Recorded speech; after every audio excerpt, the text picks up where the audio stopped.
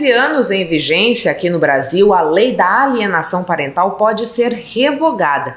Essa possibilidade está sendo discutida no Congresso Nacional e o projeto já foi aprovado em agosto deste ano na Comissão de Direitos Humanos. Essa lei foi criada para garantir o direito de crianças e adolescentes à convivência e evitar a separação familiar. No entanto, a norma vem sendo criticada. Defensores da revogação afirmam que falhas na lei permitem o uso deturpado dessa legislação em favor de genitores que são acusados de abusos. E para a gente discutir mais sobre essa temática, que recebo a advogada especialista em alienação parental, Rosângela Passadori. Muito obrigada por aceitar o nosso convite, para que a gente pudesse trazer essa discussão sobre toda essa polêmica que não é nova, mas que a gente teve desdobramentos recentes no que diz respeito à lei de alienação parental. A gente sabe que tem um movimento dentro do Congresso Nacional que visa a revogação dessa lei. Eu queria que você dissesse pra gente, como uma pessoa que atua nessa área, que tem contato com diversos casos, como que você avalia essa proposta? Ela pode trazer prejuízos no que diz respeito principalmente à preservação das crianças e adolescentes? Olá, Michele, eu que agradeço o convite, sinto-me muito honrada de estar participando do seu programa, participando de um papo com você. Muito obrigada pelo convite. Sobre essa polêmica da revogação da lei de alienação parental, primeiro eu quero, antes de te responder, eu quero dizer que a alienação parental, o ato de alienação parental, é um ato em que qualquer um dos genitores, tanto o pai quanto a mãe, é estendido aos avós, aos tios, a pessoa que tem ali o convívio com a criança, né, que tenha um poder ali na formação da criança, eles podem cometer o ato de alienação parental. Então, o que é esse ato de alienação parental? É desqualificar o genitor, impedir a visita, impedir o contato, né, sonegar a informação de escola, médicos, né? Tem também a falsa denúncia de crime. Quando a gente fala de falsa denúncia de crime, não é só crime sexual, mas tem também crime de violência física, né? Bater, enfim, psicológica da criança. E também tem muitos pais que mudam, inclusive, de endereço para afastar a criança do convívio do outro genitor. Sem aviso prévio, sem dizer onde está morando. Basicamente, a lei consiste numa programação psicológica para a criança se afastar de um dos genitores, seja do pai, seja da mãe, né? Qualquer pessoa que tenha ali o cuidado no convívio diário com a criança pode estar cometendo atos de alienação parental. E o que ocorre? Realmente, já desde 2017, a lei é de 2010, e desde 2017 vem um movimento no Congresso para a revogação da lei. Sempre encabeçada pelo Magno Malta esse movimento, sim, né? Sim, sempre encabeçado por ele. E o porquê? Qual que é a alegação deles para a revogação dessa lei? Eles sustentam que essa lei está sendo usada por pedófilos, por pessoas que abusam sexualmente do filho, que usam a lei como proteção, porque daí afastam a mãe da criança. E isso não é uma verdade. Isso não é verdade, porque quando existe uma acusação de abuso em relação a uma criança ou um adolescente, seja abuso sexual, abuso físico, quando chega essa acusação, imediatamente o juiz afasta esse pai do convívio com a criança. Então já é uma decisão judicial que existe ali para proteger a criança também. Sim, é uma decisão de caráter liminar, né? Uma decisão provisória, que afasta o pai da criança, porque quando chega a notícia de um abuso sexual é uma situação muito grave. Sim. Então, até que se prove a verdade, né, por segurança dessa criança, né, segurança física, segurança emocional, psicológica, esse pai é afastado. E aí começa todo um processo judicial, onde tem o contraditório, a ampla defesa, e durante esse processo é feito perícias. Então, assim, onde vai provar se esse pai é culpado ou não, né? Então, justamente por haver todo esse processo, existir esses trâmites de provas processuais, onde o pai pode se defender, o Ministério Público que está representando a criança vai estar acusando, a mãe pode contratar advogado assistente de acusação, também vai estar se manifestando no processo. É um processo muito complexo, né? eu entendo que a lei não protege o abusador, não protege o pedófilo. Por isso que eu, particularmente, não concordo com a revogação dessa lei. Há uma argumentação também, doutora, de que a gente não precisa da lei de alienação parental porque o Estatuto da Criança e do Adolescente já garante essa convivência familiar, já impede que haja esse afastamento de um dos genitores. O que a senhora diz frente a esse argumento? Sim, realmente esse é um argumento muito forte, né? As pessoas que militam pela revogação da lei usam desse argumento. Mas aí eu trago uma analogia aqui para você. O Estatuto da Criança e Adolescente, ele realmente protege a criança, e muito. E a analogia que eu faço é com a Lei Maria da Penha. Protege a mulher, é uma lei necessária, muito importante, né? E aí, só que a Lei Maria da Penha, com os anos, foi vendo assim, houve várias alterações para melhorar essa lei. E uma delas foi a lei do feminicídio, porque só a Lei Maria da Penha não era o suficiente para educar, para conscientizar. Então aí eu trago como analogia, existe o ECA, o Estatuto da Criança e Adolescente, protege? Protege. Mas a lei da alienação parental, ela veio para melhorar, ela veio para trazer mais recursos em proteção à criança, né? Então nós temos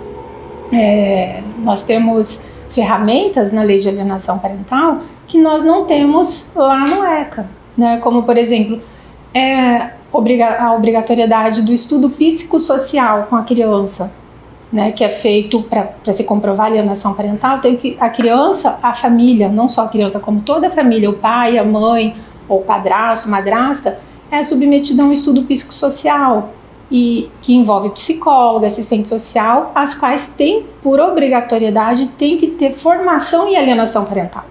Então, se chegar ao judiciário uma notícia falsa de alienação parental, né, o judiciário tem toda uma equipe que vai constatar se a notícia é falsa de alienação parental. Da mesma forma, para constatar se a notícia de um abuso sexual é verdadeira ou não, né? Então, eu entendo que a lei de alienação parental ela veio somar, ela veio complementar o Estatuto da Criança e Adolescente, assim como a lei da palmada, a lei do bullying, a lei Henri Borel, que é uma lei que foi criada agora, início de 2022, né? Então são leis que agregam, que complementam. Doutora, agora vamos falar um pouquinho mais da alienação parental. Quero aproveitar a sua experiência, né, militando nessa área, tendo contato recorrente com essas situações.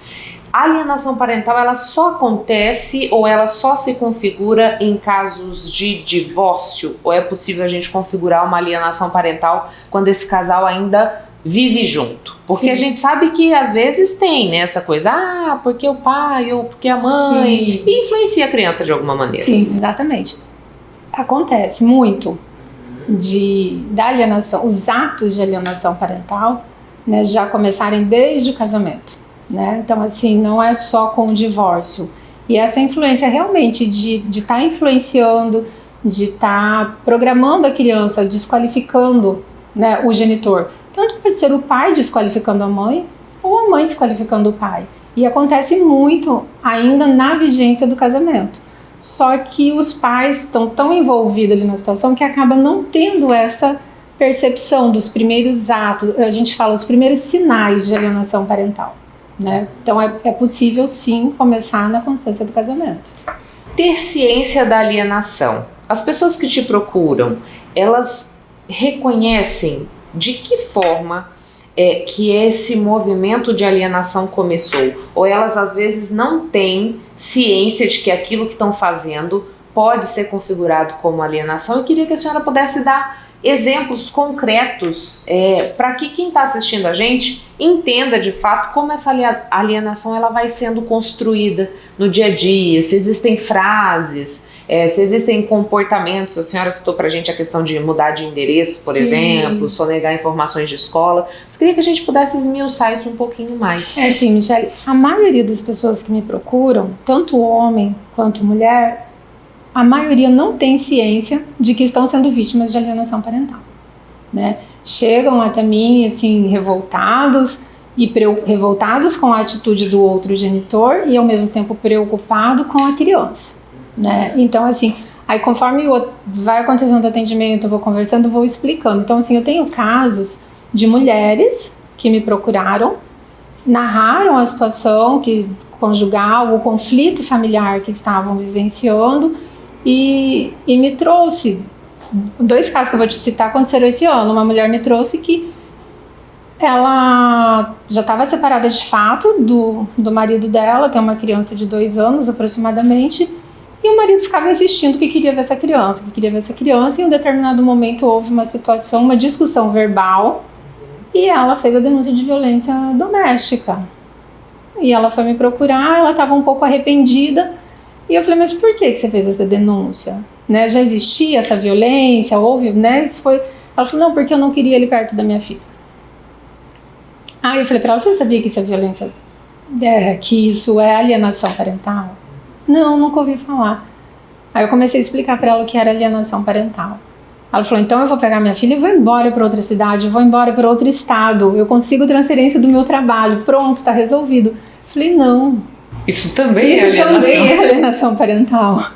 Aí ela, doutora, mas como que eu vou resolver essa situação? Eu falei, calma, a sua filha tem direito de conviver com o pai. Mas ele não é responsável, ele bebe, ele vai deixá-la em risco.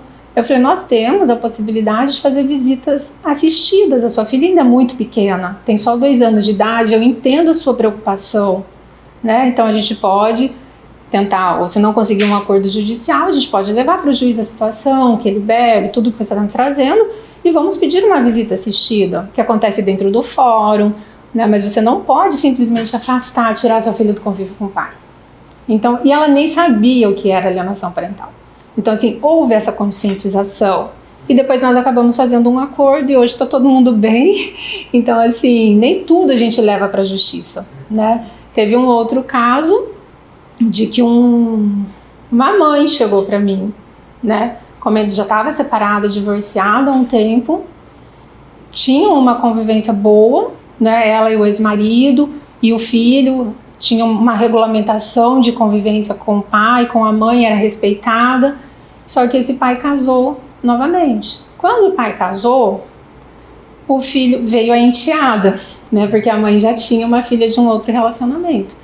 E aí o quarto, que era da criança, do filho da minha cliente, passou a ser da enteada. Então, assim, essa criança perdeu o espaço dele na casa. E daí ele ia cobrar isso do pai, e o pai não estava sabendo, como que eu vou dizer, receber, não estava sabendo validar os sentimentos dessa criança. E ela trouxe isso para mim. Ela, em momento algum, ela fez alienação parental contra esse pai. Ela fez de tudo para que fosse respeitada essa convivência do filho com o pai. Só que esse pai, sem consciência, e ele estava cometendo o que nós chamamos de autoalienação parental. Ele mesmo estava cometendo atos que estavam afastando o filho da convivência dele. Então, assim, existem vários exemplos, né, inúmeros que eu poderia te citar. Tem um outro que o pai pegou a criança nas férias, o pai morava em outro estado, já era costume, todas as férias ele vinha, pegava o filho desde os 4 anos de idade, 3, 4 anos de idade, levava, passava as férias, trazia de volta. Quando essa criança estava com mais ou menos 10 anos, ele levou para a cidade dele, que fica em outro estado, e simplesmente não trouxe, não devolveu. Tipo, agora é meu. Agora é meu. E trocou o número de telefone, deixou a mãe sem contato algum, e nós tivemos que, na época nem existia a lei de alienação parental, nós tivemos que propor uma medida de busca e apreensão. Hoje, essa situação de mudar de estado, levar a criança para outra cidade, para outro estado, com a finalidade de afastá-lo do genitor ou da genitora, é considerado um ato de alienação parental. Então, assim, eu te trouxe 3 exemplos de que a mãe estava cometendo ato de alienação parental sem saber que era. O outro, o pai estava fazendo uma autoalienação. Ele mesmo estava afastando, as atitudes dele estavam afastando o filho do convívio dele. E o terceiro, em que o pai cometeu o ato de alienação, de levar o filho para outro estado com o intuito de afastar ele do convívio da mãe. Então, eu trouxe 3 exemplos diferentes para mostrar que não são só as mães as alienadoras, que é o que a revogação da lei, né, o projeto de revogação da lei prega, que só as mães seriam alienadoras, e não. A lei não é uma lei de gênero, né? Qualquer pessoa pode ser um alienador, pode afastar, pode ter intenção de programar psicologicamente o filho mentalmente para que ele se afaste do genitor ou da genitora, dos avós, a família extensa também. E, doutora, qual é o prejuízo quando essa criança ela é submetida a essa prática, né? Quando ela se vê nessa programação de que ela precisa negar um dos seus genitores, né? Ou os seus avós. A gente sabe que a formação da criança ela passa por experimentar esses lugares de convivência, de carinho, de troca com todas essas pessoas que fazem parte da sua vida. Qual a implicação que a gente tem nesse desenvolvimento? São seríssimas. A criança fica com ansiedade, tem criança que entra em depressão, porque a criança não sabe lidar com os sentimentos dela. Né? Então é muito comum, começa a dar problema na escola, né? Começa a ficar uma criança rebelde, briga com os amiguinhos, aí vem a ansiedade, começa a roer unha, começa a chorar, e aí os pais não entendem, acham que está fazendo birra e acaba desencadeando numa depressão. Né? Eu acompanhei um caso em que a alienação começou logo na separação. A criança tinha por volta de uns 6 anos de idade e era uma criança que vivia isolada, não tinha amigos, na escola sempre era problemática. Quando chegou na adolescência, os pais foram chamados na escola porque ela estava se mutilando, né? Então, assim, estava em depressão profunda. Nesse caso específico, em que já apresentou depressão na adolescência, foi identificado, tanto o pai fazia alienação em relação à mãe e a mãe fazia em relação ao pai. O pai desqualificava a mãe a todo momento e a mãe também desqualificava o pai a todo momento. E essa criança ficou no meio dessa discussão. Então, assim, eu acredito que falta conscientização para os pais. Porque com o divórcio, acaba ali a família, a conjugabilidade, acaba ali a relação marido e mulher. Mas a família não se desfaz, porque você tem os filhos, ficaram seus filhos, né? Então, o casal, o ex-casal tem que procurar uma forma, né, de civilização, ao menos, tipo assim, não, pelo menos na frente dos filhos eu vou, né, que trata em relação aos filhos, vamos tentar nos dar bem, né? Doutora, muito obrigada pelos esclarecimentos aqui no Papo com Ela. Deixo o microfone à disposição caso a senhora queira fazer mais algum esclarecimento. E reforçando que em breve a gente vai poder saber tudo de alienação parental no livro que você está lançando, né? Verdade. Te agradeço mais uma vez pelo convite. O Papo está de volta e eu quero te lembrar que o programa fica